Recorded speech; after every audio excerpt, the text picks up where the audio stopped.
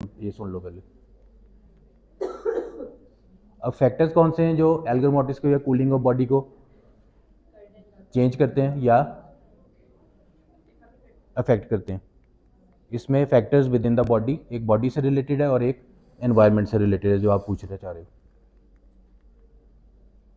Factors with in the body, it is body temperature, body size factor, state of nutrition या presence of clothing या mode और manner of death.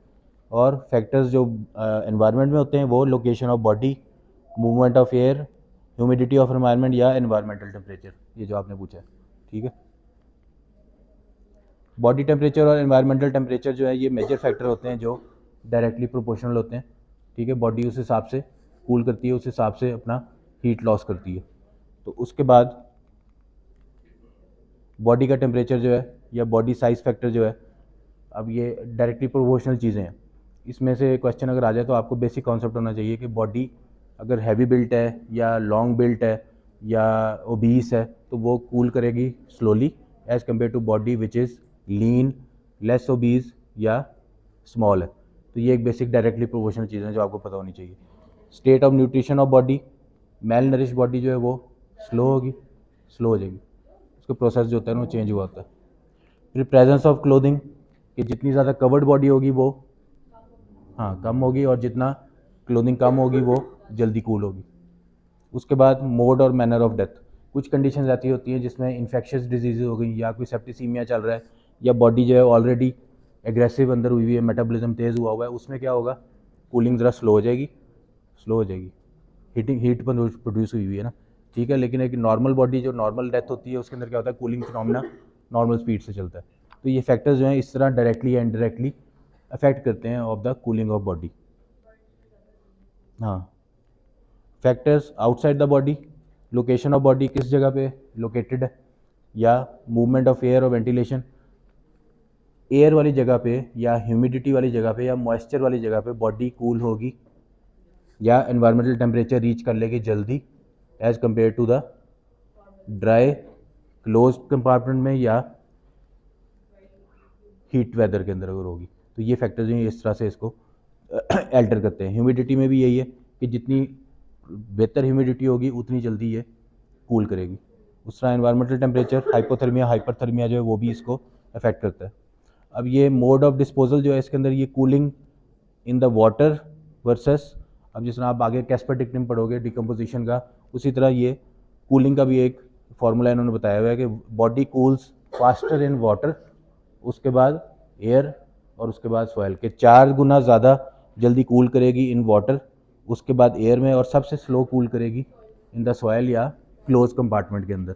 ठीक है, because of these factor जो मैंने आपको बताया, ह्यूमिडिटी, एयर, ड्राइनेस, इन चीज़ों की वजह से। फिर ये कैडेवर बिल्ट है, क्लोथिंग है या मोड ऑफ डेथ है, ये सारी चीज़ें अफेक्ट करती हैं cooling of the body along with environmental temperature. तो ये था basic concept of the Elgar mortis and factors affecting the cooling of body, जो आपके लेवल पे इतना काफ़ी है, बहुत ज़्यादा डिटेल में इसके अंदर जाने की ज़रूरत नहीं है।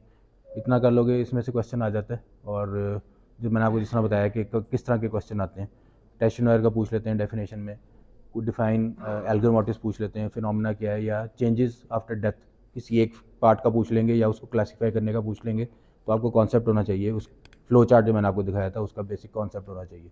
तो ईजी टॉपिक है, थर्मोलॉजी वैसे भी ईजी टॉपिक है। अभी सारा आपको बाकी टॉपिक्स कराएंगे, वो जब कर लोगे उसके बाद ये ग्राफ आप लोगों ने देखना है। ठीक है, इस ग्राफ को आप हमेशा आपके सामने होना चाहिए, फिर चेंजेस याद करना या चेंजेस को पढ़ना आपके लिए ईजी हो जाएगा। ठीक है, तो ये था आज का टॉपिक। तो नेक्स्ट इंशाल्लाह सर आपका लेंगे टॉपिक। कोई क्वेश्चन आपको मैं बताता हूँ। हाँ जी।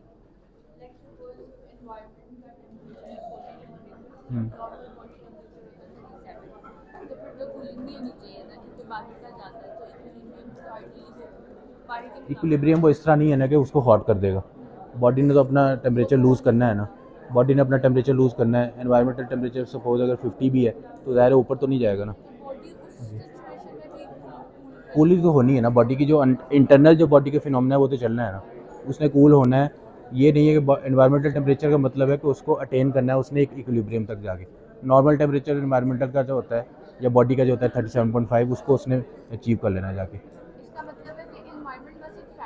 फैक्टर है, इन्वायरमेंट एक फैक्टर है जो उसको डिस्टर्ब कर सकता है या उसको स्लो कर सकता है या फास्ट कर सकता है। ये नहीं है कि एग्जैक्टली अगर 0 डिग्री है तो उसने फ्रीज ही हो जाना जाके। हाँ, उसके एग्जैक्ट अकॉर्डिंग उस तरह नहीं होगा, ये चीज़ें में।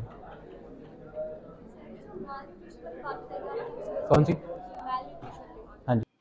If you like my video, please subscribe to my channel and press the bell button to receive all the notifications. And my channel name is Dr. Javed Iqbal Kokar, Lectures on Forensic Medicine.